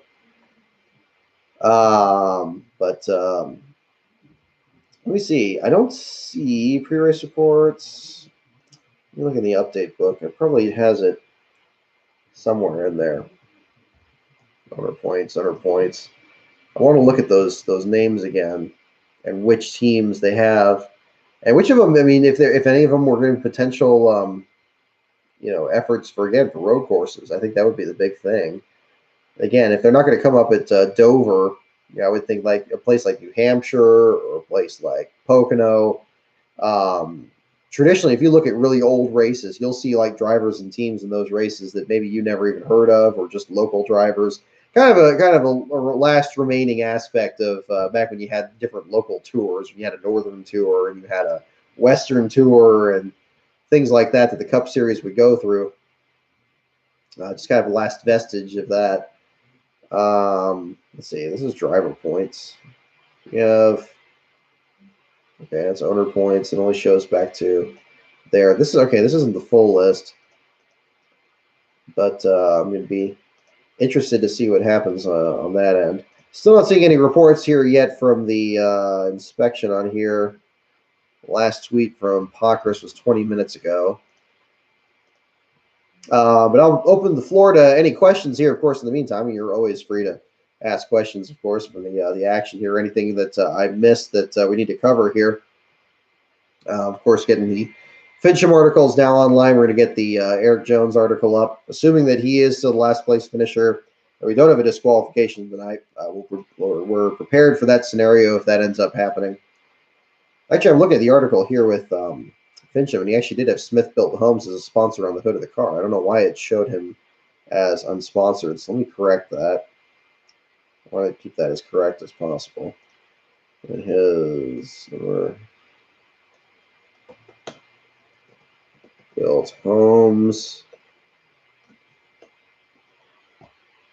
Yeah, no sponsors on the side of the car, but it looks like the hood of the car there too. Still, we have an ARCA article coming up this week, also from William Saki, covering the ARCA event in Charlotte. I didn't watch that race at all, so unfortunately, I don't have any news for you on that one. There, it sounded like it was a little bit of everything in that one as well. Let's see. 2019 stat packages. We have owners points somewhere here. Yeah, I'll try to pull it up on another page here. I think that would be a better way to look it up. Checking this in the meantime. Yes. Thoughts on the new XFINITY team with Circuit City as a sponsor. That's Shane Lee's new car, I believe, is it? Is he running the number 28 car? I am as shocked as a lot of people are on that. Circuit City, I didn't know that company still existed. I'd actually, just during the broadcast, I was looking up to see if Western Auto still existed. Thinking about Darrell Waltrip and his time as an owner-driver. Apparently, Western Auto had closed its doors in 2003. And there's still a shop. There's one shop that still exists. You go on Twitter, you see like there's the one for the last Blockbuster. There's apparently one Western Auto that still exists. I guess it's privately owned over in Tennessee somewhere. But yeah, I guess Circuit City's still around. They still do some online stuff. They're going to be sponsoring an XFINITY Series team.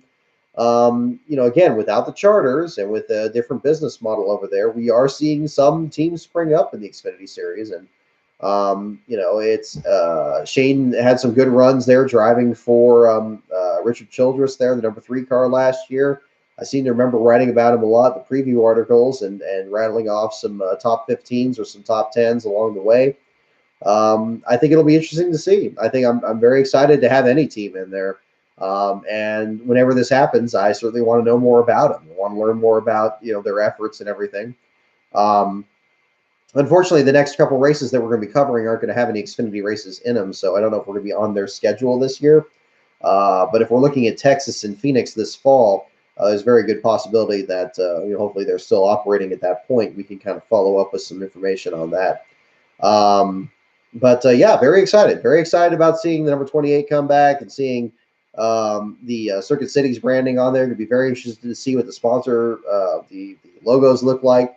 I know that there's already speculation about doing like a throwback paint scheme at Darlington to use the old Hut Strickland paint schemes, which would be great at Darlington because if you look back at the old results, I mean, Darlington was the closest Strickland ever came to winning a race. I know he finished second another time in 1991 to Davey Allison. He was driving for Bobby Allison's car back in '91. But his best overall performance was in 1996. Had a fantastic run out there. Should have won the Southern 500.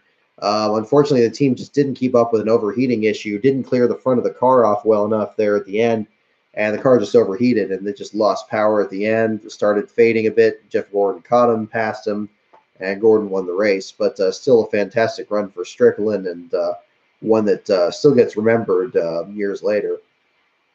Yeah, I mean, if it's something that's like a throwback to that or a tribute to that in a way, I know Strickland's pretty active on Twitter, and I believe he's got another family member in the racing business as well. That'd be good to see. So yeah, really, really excited to see what happens on there.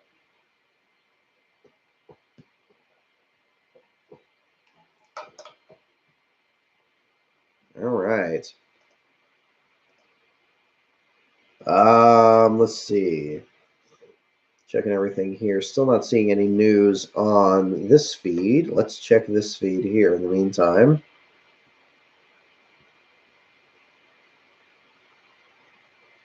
Yeah, I think I was starting to say this earlier. 12th place finish for Corey LaJoie, and great run for him. I was reminded in 2005 when you had the litigation incident.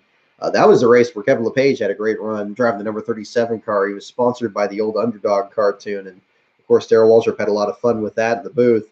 But that team had a great run that year. That old RJ Motorsports team where they were just operating with like one or two cars out of a garage somewhere. I think it was in Georgia or something. They just got some great cars together and had some great runs. Daytona 500 got a top 10, caught up to a 3-wide pack there at just the right time at the finish. It squeaked out a 9th place finish. Then you had the run at the 600 where they lost some laps in the middle stages, but just kept their nose clean. Got a few lucky dogs that got them right back into the race. I think they got like 3 or 4 in that race to get back into contention, and finished 14th, if I remember correctly. I remember watching that in college, and I was just like, man, what a great run for those guys. I wanted to learn more about them and interview some more people on that team the best I could. This was years ago, though. This was back when I didn't have an inkling about how to even go about doing anything like that. But yeah, goodness, 12th place finish in that one. Yeah, driving the Underdog car, Kevin LePage, the John Carter Field car. And look at this. I mean, well, here, look at this. I'll send you the link. 53 drivers entered for a 43-car field. Kurt Busch finished last in the race. I mean, you get a large entry list like that, that's going to improve the quality of your field right there. Interesting thing to look at there. The results again from the 600. And again, this is another one where that one you saw on that broadcast there where Bobby Labonte was edged by Jimmy Johnson. And of course, the reason that Bobby Labonte was sponsored by FedEx in that race is one of the 10 DNQs in that race was late Jason Leffler, who was driving the what was then the new number 11 team from Joe Gibbs's effort. Leffler unfortunately had a lot of struggles in the 11 car that year, a lot of DNQs, a lot of poor finishes, and ultimately swapped out for Denny Hamlin at the end of the year, and the rest is pretty much history. But this was one of those DNQs, and the FedEx sponsorship wanted to make sure they were out there, and so they sponsored the number 18 car that weekend, and very nearly went to victory lane well before the number 11 ever got there. So good run for them. But yeah, I'm looking at the results here, and yeah, this is the one where you had 22 different cautions for 103 laps, and the margin of victory was just under 0.03 of a second. So a crazy set of circumstances.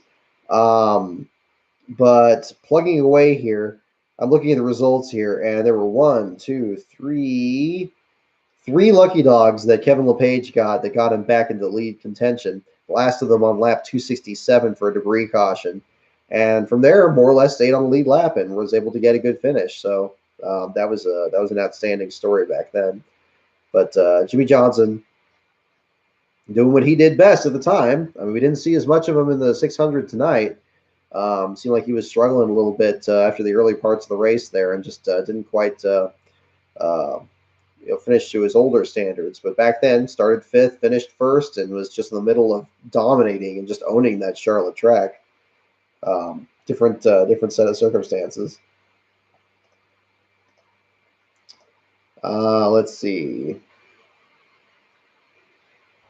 You remember that team that ran the number 0 in 2012? I think that was one Mark Green drove for. I remember there was the one that was like it had the Blue Ox logo on it.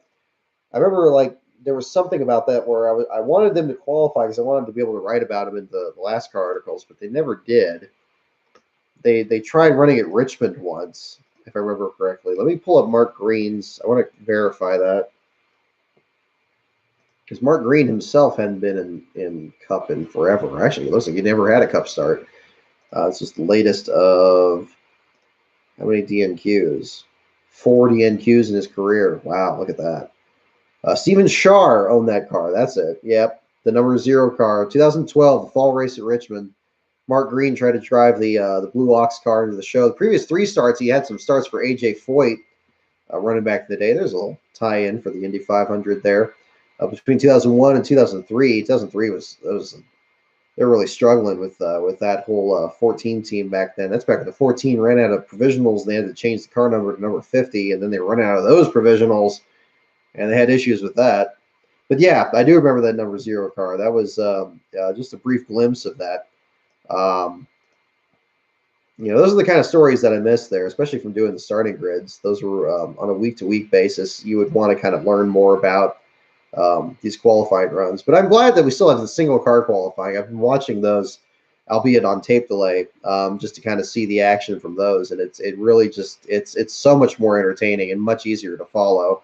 And it goes by really quick. For everybody saying that it's boring and stuff and its time has kind of passed, I wouldn't agree with that at all. So I think it's a very different set of circumstances.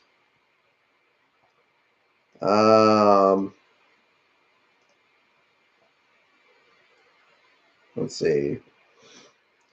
Truex being interviewed. Chris Knight posting 55 seconds ago. Truex says it was an accident when he made contact with Bailey Curry on the backstretch that wrecked the number 52 car from Rick Ware's team. So, just a racing deal. These things happen, but a bit of a tangle there that unfortunately left Ware with one car with some problems under the hood, another car on the hooker on the hook. And the third car laps down, but at least in one piece there with BJ McLeod. So we'll see what happens with Ware's team and how many cars they enter at Pocono.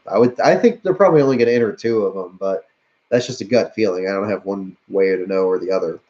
I imagine they're probably going to be working on the 52 there in the meantime, and maybe run the 51 and 53 instead. Good run for Parker Kligerman. He's just put the Gaunt Brothers team put up a tweet there advertising their 26th place finish there in the number 96 car. Saw them take the wave around towards the end of the race there, and so it was good to see them shake something out there. Whoop, there we go. And so we're at the cutoff here for inspection. We should be hearing from the results here any moment now. Let's see. Still nothing on the Pockrus channel. We're going to keep checking with some other ones here in the meantime.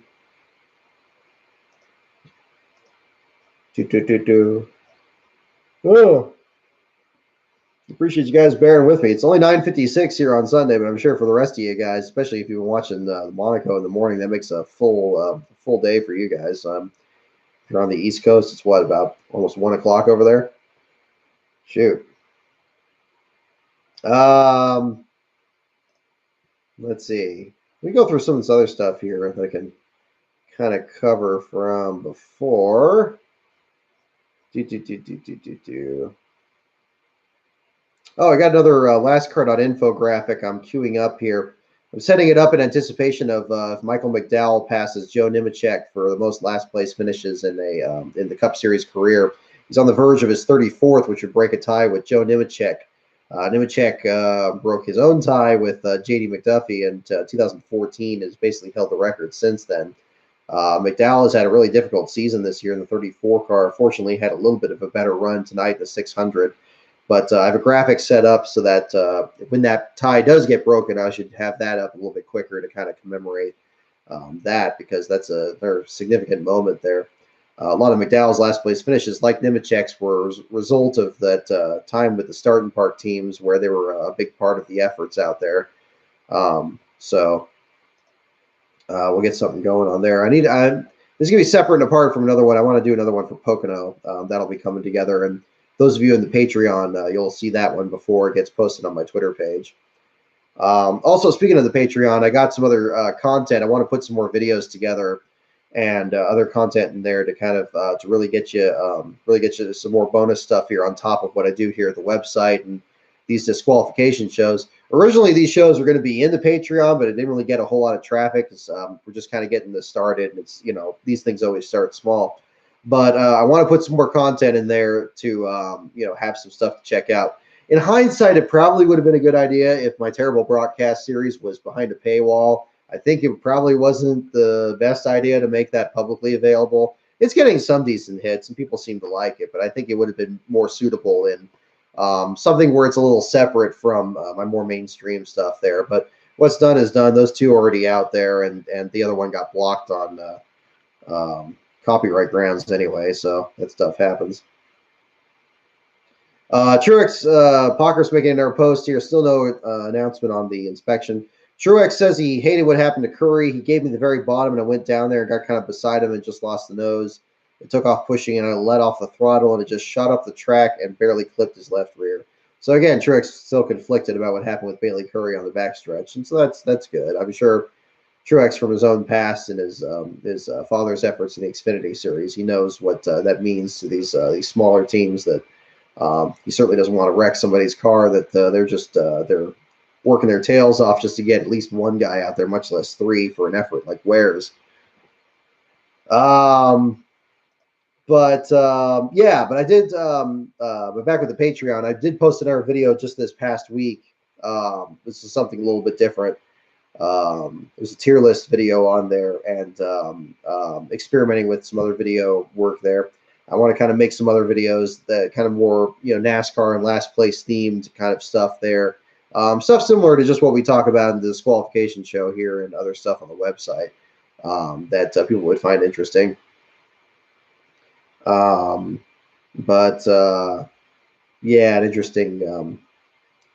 interesting stuff coming up here. Just really excited about Sears Point coming up. It's going to be still about a month away, but I think they're going to have some really cool stuff set up for the 50th anniversary and Darrell Waltrip's last broadcast. So, again, media stuff has already been approved for that. So big thanks to the folks at the Sonoma Raceway for that.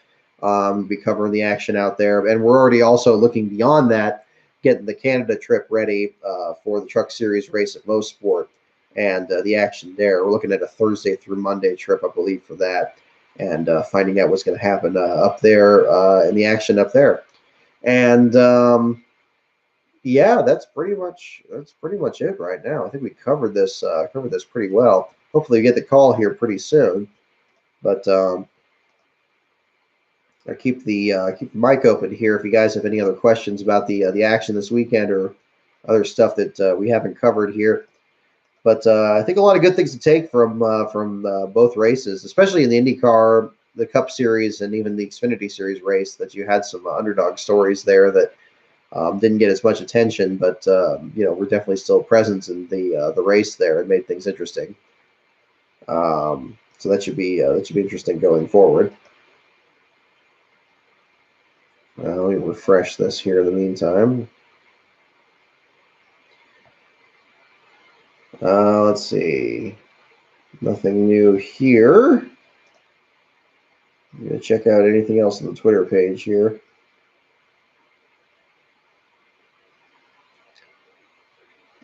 Big thanks again to Ryan Holman for having me on board for another one of his videos. We did a video on Carl Edwards' not sophomore slump, but his 2012 slump there after being runner-up in the championship to Tony Stewart, losing the tiebreaker. I'd forgotten how difficult of a year he had that year. The one that stands out in my mind from that season was when he was at Richmond, and he was dominating that race, and he was coming down to the end, and there was some kind of weird penalty he got. He was penalized for jumping the start and also like not lining up right or something. And the NASCAR officials said, what was I penalized for? Was it for this or for that? They said, you're penalized for both.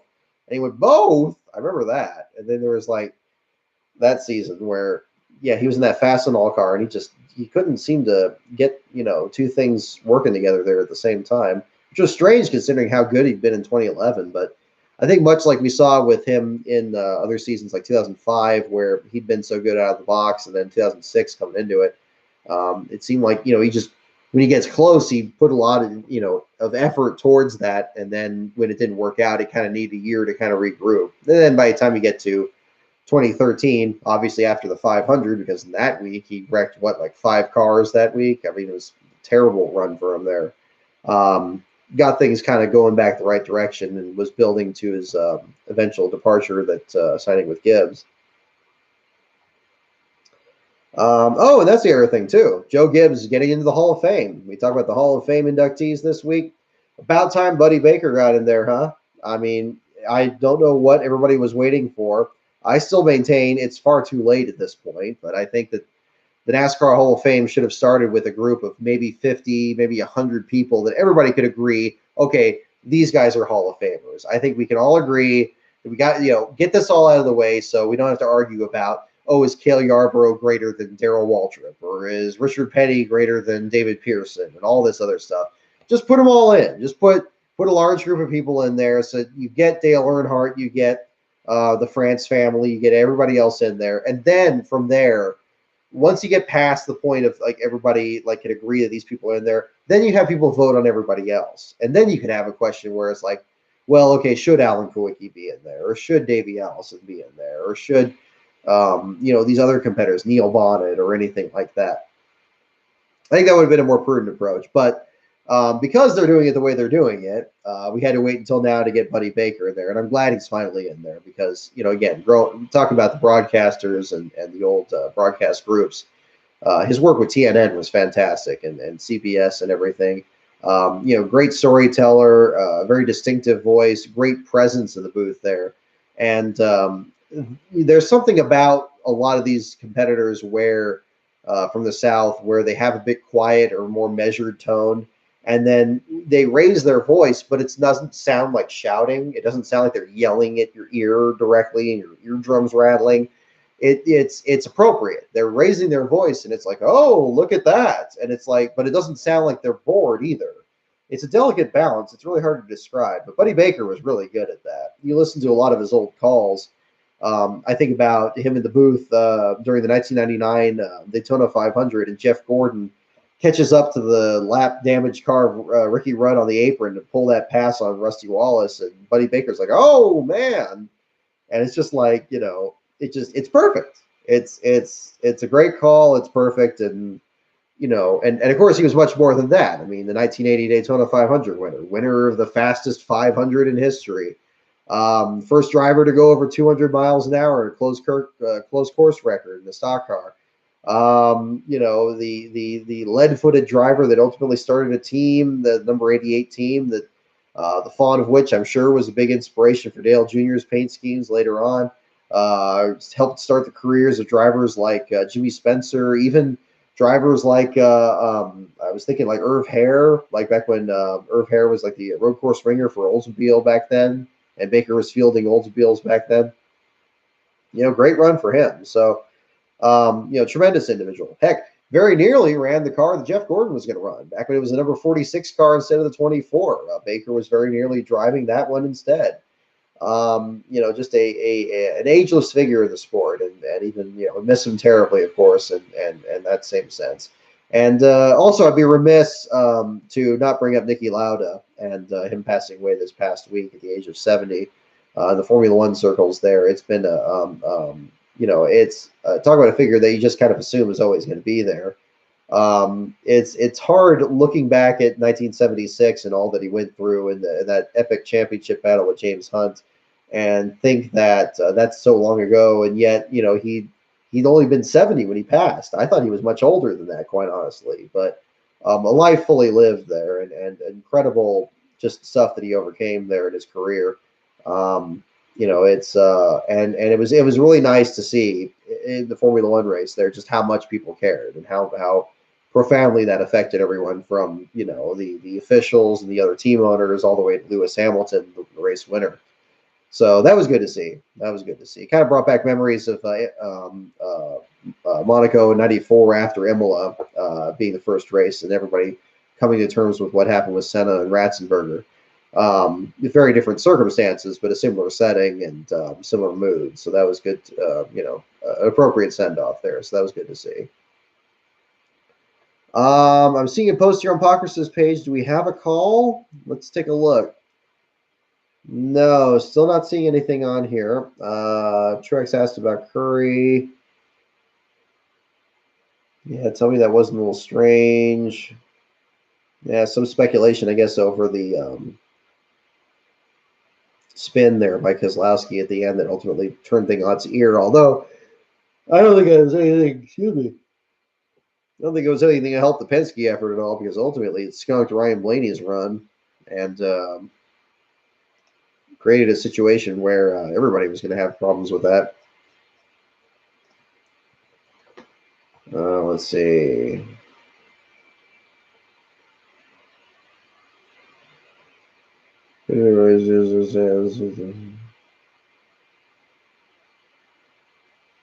Oh, this is really cool. John Andretti posting this tweet. I was just searching for results from the inspection thing here. John Andretti, remembering back to 1994 when he ran the double in the video, we talked about this with NASCAR Man in the video that he did on YouTube just a couple weeks ago. Andretti remembering that day and saying that I heard that Dale Earnhardt even asked NASCAR if they not move me to the rear of the field for missing the drivers' meeting. As I was moving to the rear, Earnhardt swerved at me and gave me the thumbs up. That alone made it worthwhile. So that's really cool on there. The level of appreciation of accomplishments in different disciplines there. You see that from Earnhardt and other competitors there at the time. Definitely recommend, again, checking out NASCAR Man's video on that. That was really good on talking about just the significance of that accomplishment of Andretti running both those races at a time where, the internet and even travel wasn't quite as sophisticated as it is now, and the challenges of accomplishing that and ultimately doing so. So a really cool deal there. Let me see. I do have an unofficial race results released for the Coke 600. Still shows Erik Jones in last. I'm not sure if that means any confirmation about the inspection results. Not seeing anything here still. Let's take another look here. Looks like Truex is still in the media center answering questions here, at least as of 28 minutes ago. Let's see. Yeah, no calls on this yet. I thought it was interesting that you had a lot of the drivers in the field wearing white uniforms so they could actually stay cool. I'm sure that wasn't entirely the plan. It seemed like a lot of people were doing that. Okay. Rush there to do this. Okay. Well, looks like we have all right. Well, let's take a look here. Anything else on here? Let's take a look.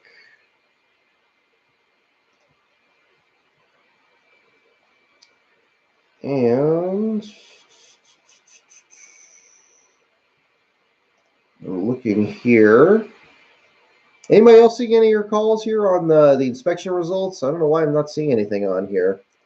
Seems like they're taking a little bit longer than usual. I hope that's certainly, well, I don't know what that means, one way or the other. I think that certainly could be one way or the other.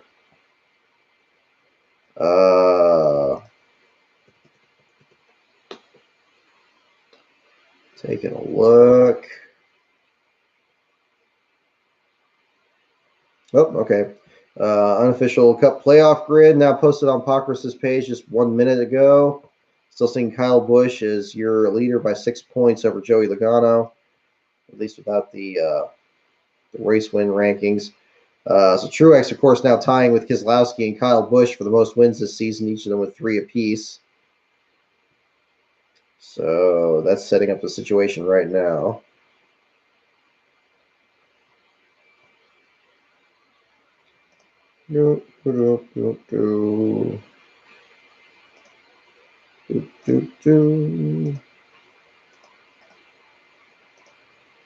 And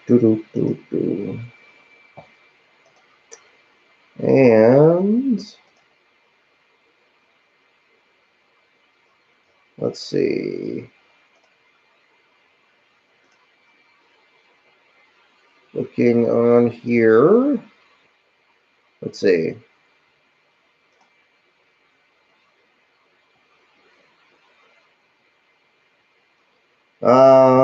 Let's see. I think there's anything else that we need to cover here. I feel like there's something big I need to make sure I mention on here in the meantime. It's been a big bit of action here today, but it's been a different deal.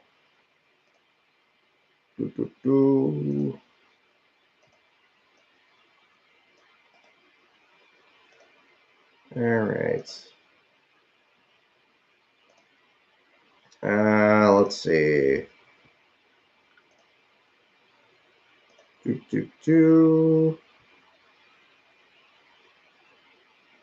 Yeah, I'm really pleased that Truex is that concerned about the Bailey Curry accident. It seemed like that was going to be a big issue there after the problems that Rick Ware's teams had in general.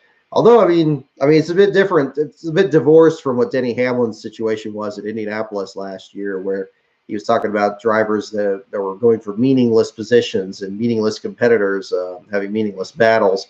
And I'm glad that he saw the meaning in Rick Ware's car there, and was just didn't want to dump him and had enough room to get around him. Curry seems like he's been accommodating enough to actually stay out there and actually be competitive there. Let's see. Not seeing anything here. Goodness. Well, I guess this, it shouldn't be, I guess, too much of a surprise that the 600 is such a long race, and then you have such a long inspection afterwards. It looks like the 19 was tearing up the rear of their car well enough, like it was in the old Furniture Row days. But a different deal here. Let's see. This is, back to the Indy 500. I was a little disappointed that Spencer Pigot couldn't have a better run there. It seemed like he had just incredible speed there, the number 21 car, and he and Ed Carpenter really getting something going there. But unfortunate that they couldn't quite get a good run going there. It seemed like Pigot was going to get the pole there too, of course, and then Simon Pagenaud just turned it into the lap of the gods there to get that 4-lap average up there above him.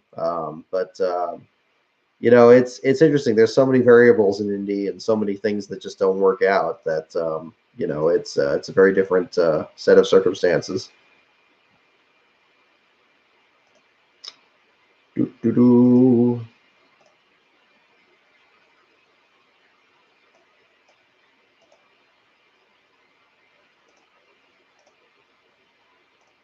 And all right. Nope, not on there. Goodness me. Whoop. Okay, thought that cleared out for a second there. You don't want that. We had a little bit of internet issues earlier tonight too, with the internet connecting in and out. So I apologize if this has been cutting in and out. I don't think it has, but at least I haven't got any notifications here. But we'll just keep rolling here until we get results. Let me see. Yeah, we posted the XFINITY article. So we're going to wait on that before we post the Cup article and then get the rest of that online.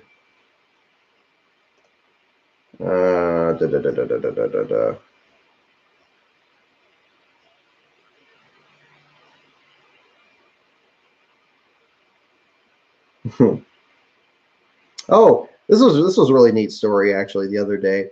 I retweeted this yesterday. Good situation there for both Jordan Anderson and the Truck Series there, winning in Alaska Raceway Park. So fantastic run for him. It looks like he gave the Truck Series and both himself a bit more exposure there. So that was good to see.